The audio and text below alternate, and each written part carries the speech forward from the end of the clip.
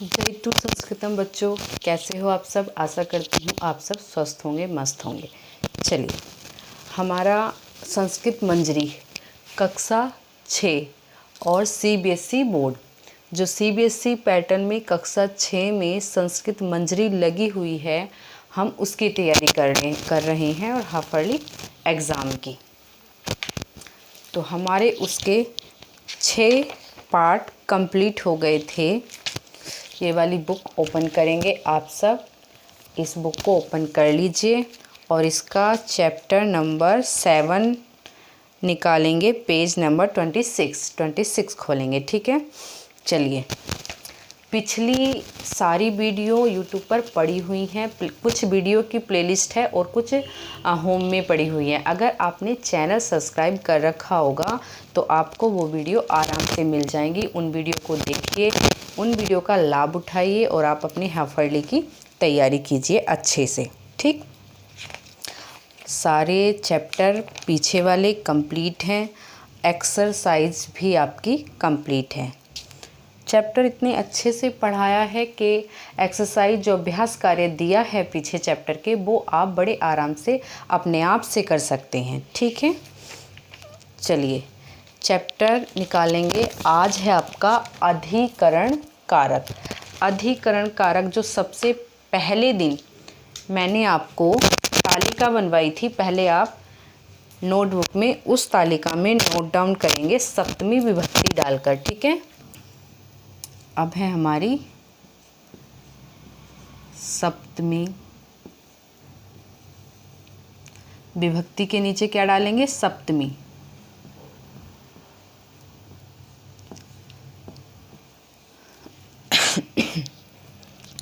और कारक के नीचे डालेंगे अधिकरण।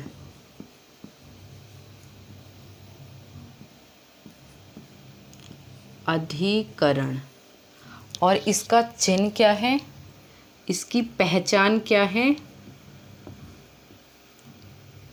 इसके चिन्ह और इसके पहचान के नीचे लिखेंगे आप में, पे, पर। ठीक है, ये उस तालिका में आपको नोट डाउन करना है। कारक कौन सा है हमारा, अधिकरण कारक। आज पढ़ेंगे हम अधिकरण कारक। और उससे पहले हमारे प्रथमा से लेकर के सप्तमी तक कंप्लीट हो चुके हैं। आज कंप्लीट हो जाएगा सप्तमी वाला। और सप्तमी विभक्ति में जो कारक आता है उसका नाम है अधिकरण। जो प्रथमा में आता है उसका नाम है कर्ता कारक। जो द्वितीय विभक्ति में आता है उसका नाम है कर्म कारक। जो तृतीय विभक्ति में आता है उसका नाम है करण कारक। जो चतुर्थी विभक्ति में आता है उसका नाम है कारक का संप्रदान कारक। जो पंचमी विभक्ति में आता है उस कारक का नाम है अपादान। और जो षष्ठी विभक्ति में आता है उस कारक का नाम है संबंध कारक। और जो सप्तमी विभक्ति में आएगा उसका नाम है अधिकरण कारक। ठीक, कारक कुल हमारे 6 होते हैं, विभक्ति 7 होती हैं। जो मैंने आपको इससे पहली वाली वीडियो में पढ़ाया संबंध कारक, संबंध को हमने कारक में नहीं गिना, अधिकरण कारक में है। जब हम संबंध को कारक में नहीं गिनेंगे तो कितने बचे, सप्तमी विभक्ति तक हमारे 6 कारक हो गए, क्योंकि हमने संबंध को छोड़ दिया है। विभक्ति हम 7 पढ़ेंगे। ठीक है, चलिए मैं चैप्टर को यहीं से पढ़ाऊंगी। ठीक है, बोर्ड पर नोट डाउन नहीं करूंगी। बोर्ड पर मैं आपको हार्ड वर्ड जो आएंगे वो उसकी हिंदी में आपको आराम से बताती चलूँगी। ठीक है, चलिए आपने अपनी बुक ओपन कर ली होंगी। बहुत इजी सा चैप्टर है, बहुत आराम से पढ़ सकते हैं।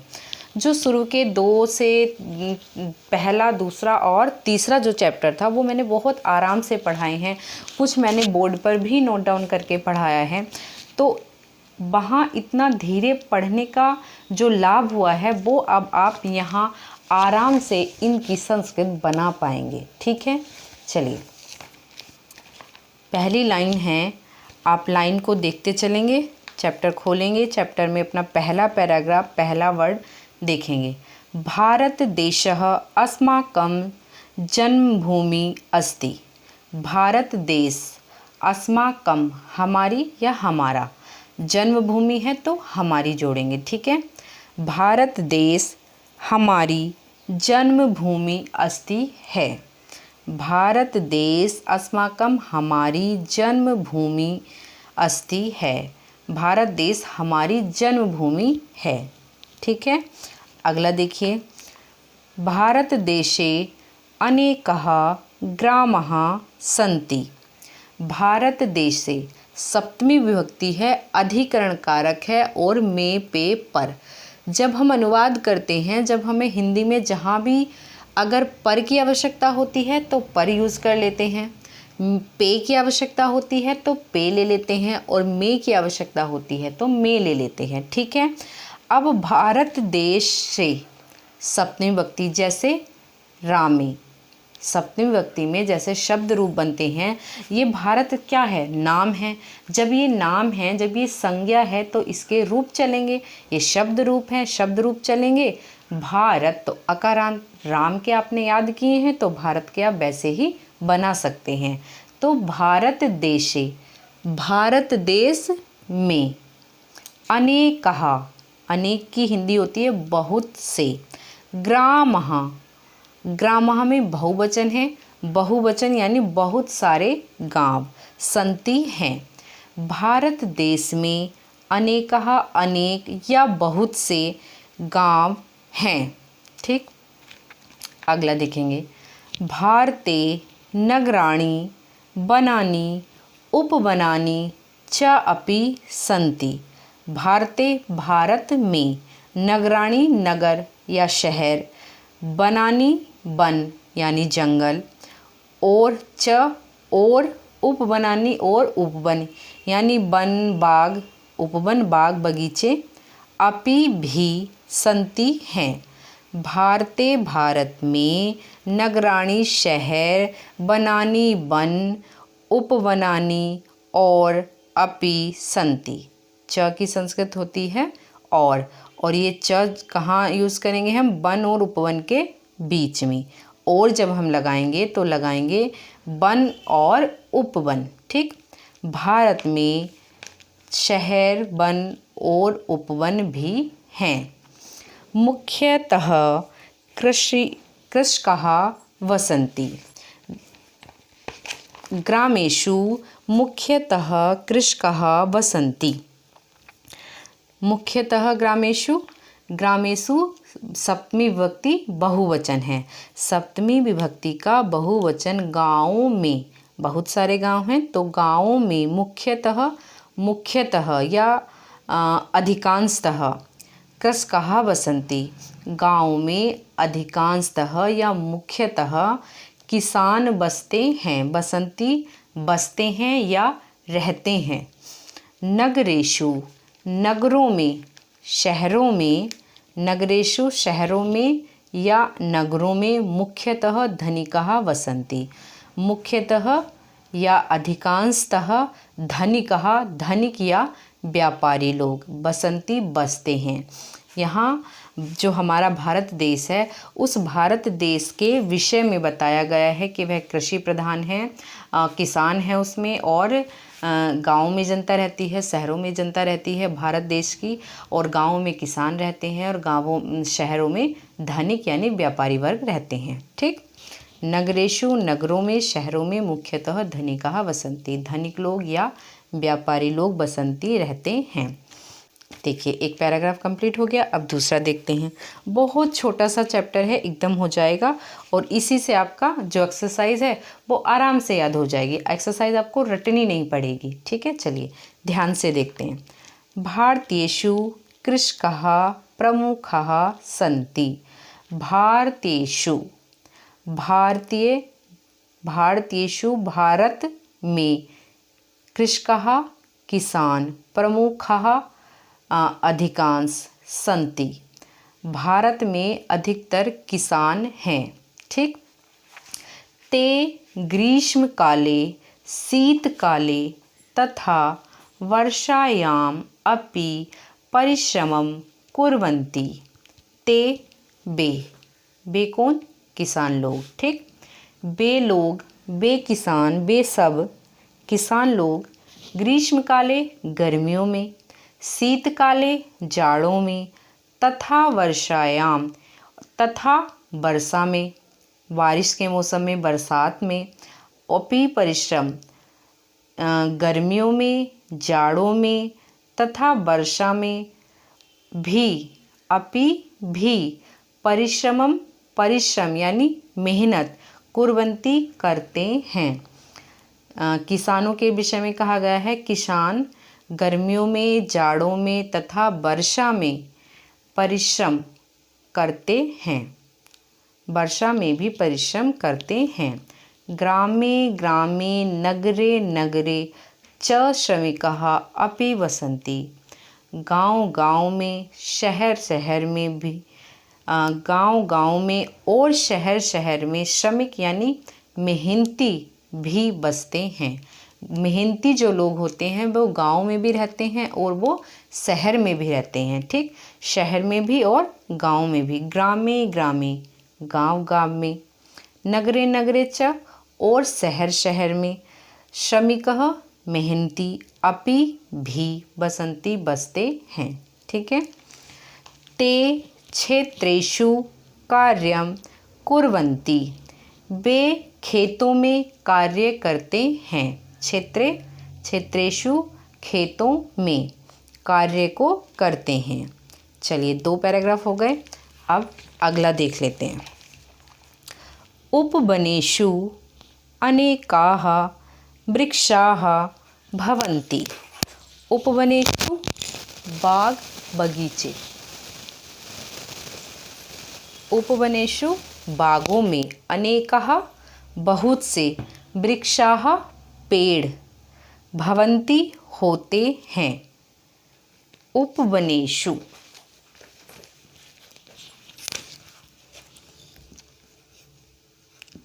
उपवनेषु सप्तमी बहुवचन।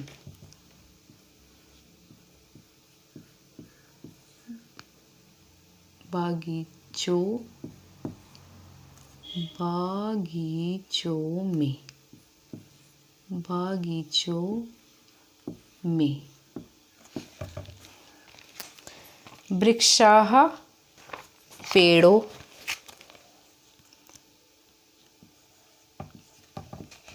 ये तो आपको याद हो गया होगा, बहुत बार आ चुका है। ठीक है।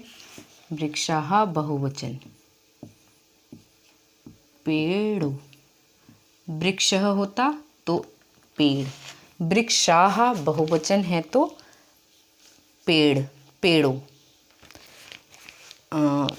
उपवनेषु अनेकाः वृक्षाः भवन्ति। उपवन यानी बगीचों में बहुत से वृक्षाः पेड़ होते हैं। तत्र लता अपि भवन्ति। तत्र वहाँ, तत्र की हिंदी क्या होगी? वहाँ। यत्र की यहाँ, यत्र तत्र सुनते हैं ना। तत्र वहाँ, लता जो बेल होती हैं, अपि भी भवन्ति वहाँ लताएं भी हैं या वहाँ लता भी है। लतासु पुष्पाणि विकसन्ति वृक्षेषु विकसन्ति। देखिए, लतासु लताओं पर, पुष्पाणि फूल, विकसन्ति खिलते हैं। विकसन्ति का लिखिए हिंदी खिलते हैं। विकसन्ति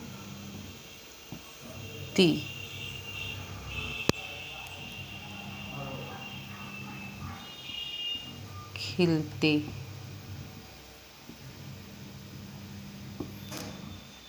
हैं। ठीक है।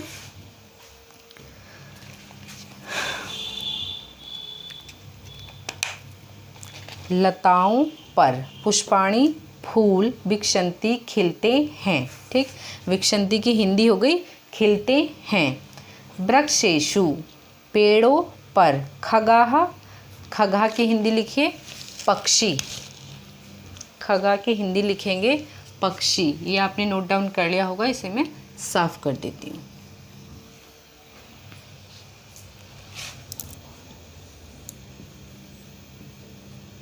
खगाह, खग माने होते हैं बेटा पक्षी।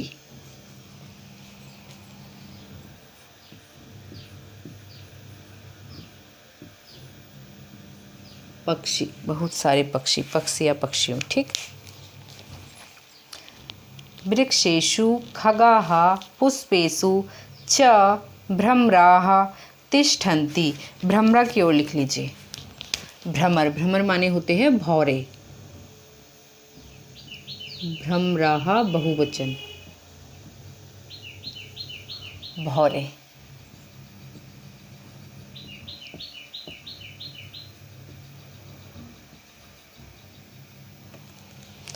भौरे। चलिए एक बार और पढ़ लेते हैं। वृक्षेषु खगाः पुष्पेषु च भ्रमराः तिष्ठन्ति। पेड़ों पर पक्षी और फूलों पर भौरे तिष्ठन्ति बैठते हैं, ठीक। तिष्ठन्ति की हिंदी होगी बैठते हैं। तिष्ठ धातु बैठने के योग में आती है, ठीक है। जहाँ भी तिष्ठ, उत्तिष्ठता जागना, तिष्ठति बैठना, ठीक। छात्राः अध्ययने कुशलाः सन्ति। छात्राः यानी छात्र, विद्यार्थी, बालक, अध्ययने अध्ययन में, कुशलाः कुशल या निपुण, सन्ति हैं कुशल हैं, निपुण हैं होशियार हैं, ठीक। किसमें? अध्ययन में, पढ़ाई में, ठीक। बालक पढ़ाई में होशियार हैं या कुशल हैं या निपुण हैं, ठीक। जो भी आपको इजी लगे वो अर्थ ले लीजिए। अगला पेज है, उस पर आपकी 1.5-2 लाइन है, इन्हें देख लेते हैं। आपका चैप्टर कंप्लीट हो गया। एतद बनम अस्ति। एतद नपुंसकलिंग, एक वचन, यह। एतद की हिंदी होगी यह। ये सर्वनाम रूप हैं जो मैं आपको करा चुकी हूँ, पढ़ा चुकी हूँ। आप मेरी व्याकरण वाली, संस्कृत व्याकरण वाली जो वीडियो हैं वो देखेंगे तो वो आपके बहुत काम आएगी। उन वीडियो को एक एक बार ज़रूर देखिए।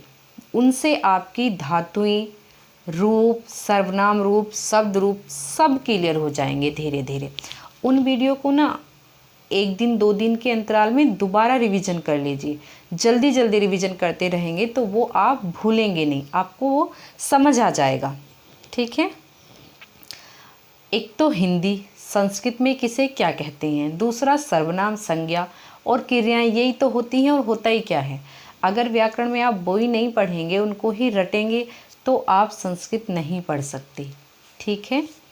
उन वीडियो को ज़रूर से देखना, आपको सारी संस्कृत से हिंदी बनानी अपने आप आ जाएगी। बस थोड़ा सा आपको ध्यान ये देना है कि आपको खुद मन हो कि हाँ मुझे ये चीज़ सीखनी है। चलिए देखते हैं आगे। एतद यह, बनम बन, अस्ति है, यह बन है, अस्मिन् बने एकः तडागः अस्ति। अस्मिन् इस, बने बन में, एकः एक, तडागः तालाब, अस्ति है, इस बन में एक तालाब है।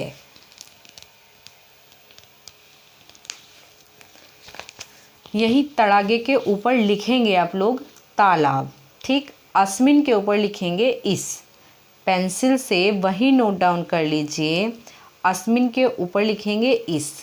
बने तो आप कर लेंगे बन में, एकह एक, तड़ागे है तालाब, तालाब सरोवर, ठीक। इसकी जो हिंदी होगी तड़ागी वो होगी तालाब या सरोवर, अस्ति है।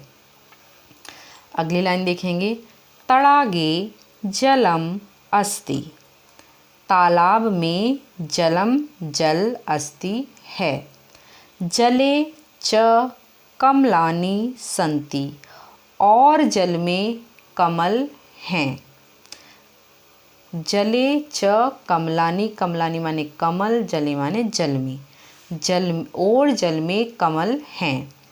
कमलेषु भ्रमराः उत्पतन्ति, उत्पतन्ति की हिंदी होगी उड़ते हैं, उड़ना। उत्पत माने उड़ना, उत्पतन्ति उड़ते हैं। कमलेषु कमलों पर भौरे उड़ते हैं। ठीक, कमलों पर भौरे उड़ते हैं। अगला देखिए, वृक्षेषु फलानि सन्ति। वृक्षों पेड़ों पर फल हैं। ठीक, पेड़ों पर फल हैं। वृक्षेषु भी बहुवचन है और फलानि भी बहुवचन है। एक फल तो होगा नहीं पेड़ों पर, और ना ही एक पेड़ पर एक फल होगा। तो क्या है, पेड़ बहुत सारे होंगे वहाँ और पेड़ों पर फल हैं, फल लगे हैं। खगाः फलानि खादन्ति। खगाः पक्षी फलानि फलों को खाते हैं। खगाः फलानि खादन्ति, पक्षी फलों को खाते हैं। आपका चैप्टर कंप्लीट हो गया है। आपका कारक यहाँ समाप्त हो गया। ठीक, जो हमारा कारक वाला ज्ञान था संस्कृत मंजरी कक्षा 6 हाफर्ली एग्ज़ाम तक की मैंने आपको कंप्लीट करा दी। जो आपका अष्टम पाठ है सुभाषितानी, वो आपका आएगा बेटा हाफर्ली से आगे एनुअल एग्ज़ाम में। तो हमें हाफर्ली तक का ही रिवीजन करना है। अब आपको रिवीजन कैसे करना है, ये सारी चैप्टर मैं आपको पढ़ा चुकी हूँ। आप नोटबुक मत उठाइए, बुक मत उठाइए, आप वीडियो देखिए। आप वीडियो देखेंगे तो आपका अच्छे से रिवीजन हो जाएगा। कुछ आपने क्लास में तैयारी की है मैम के साथ, मैम टेस्ट भी लेती हैं, यूटी होते हैं हर स्कूल में। फिर कुछ तैयारी वहाँ हुई। जिनके मार्क्स यूटी में कम हैं, खासकर उन बच्चों के लिए ये बिल्कुल प्लस पॉइंट है। निःशुल्क आपको क्लास मिल रही है। मैम आपको एक बार बताती हैं, आप भूल जाते हैं या लिखा हुआ याद नहीं रहता है, ऐसी कोई दिक्कत नहीं है। ये यूट्यूब पर वीडियो हमेशा रहेंगी और आप इन्हें तब भी आपके पास समय हो तब देखिए। ज़रूरी नहीं है कि अभी देखनी है, किसी भी समय देखिए। आपका लेटने का मन हो उससे पहले 10 मिनट चला लीजिए। आप खाना खा रहे हो उससे खाना खाते खाते देख लीजिए 10-15 मिनट। तो आपका थोड़ा सा क्या है, रिवीजन रहेगा। कोई भी सब्जेक्ट ऐसा मत रखिए कि हम स्किप कर देना कि आज नहीं कल पढ़ेंगे, कल नहीं परसों पढ़ेंगे। थोड़ा पढ़िए लेकिन रेगुलरिटी बनाए रखिए। धीरे धीरे पढ़िए लेकिन पढ़िए हर सब्जेक्ट को, चाहे थोड़ा ही पढ़िए। ठीक है, चलिए इसकी एक्सरसाइज देख लेते हैं। इसके एक्सरसाइज भी कुछ खास नहीं है। चलिए ये मैं आपको नेक्स्ट वीडियो में करा देती हूँ।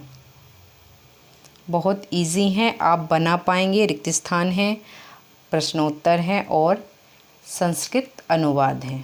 संस्कृत अनुवाद बिल्कुल आपने अगर चैप्टर अच्छे से पढ़ा है आपको अपने आप आ जाएंगे। ठीक, लेकिन आ कैसे जाएंगे, जब आपको क्रियाएं धातुएं याद होंगी या उनकी समझ होगी, सर्वनाम की, शब्द रूप की, इन सब की थोड़ी थोड़ी समझ भी आपको होगी तो आप बना पाएंगे। फिर है आपका ग्रामर का पोर्शन है। आपको देखो सप्तमी विभक्ति में ही दिया है। सबसे लास्ट वाला प्रश्न आपका निम्नलिखित शब्दों के रिक्त स्थानों में द्विवचन और बहुवचन के रूप लिखे। एक वचन के लिखे हैं। ये सप्तमी विभक्ति का एक वचन, द्विवचन और बहुवचन रूप बनाने हैं। आपको इतने सारे शब्द मिल रहे हैं, 11 शब्द हैं। 11 शब्दों के आपको केवल और केवल राम के याद कर लेने हैं। 7, 11, 10, 20, 30, 50 दुनिया का कोई भी नाम, कोई भी शब्द अगर अकारांत है तो राम के अकॉर्डिंग ही चलेंगे। अकारांत पुल्लिंग राम के अकॉर्डिंग चलेंगे।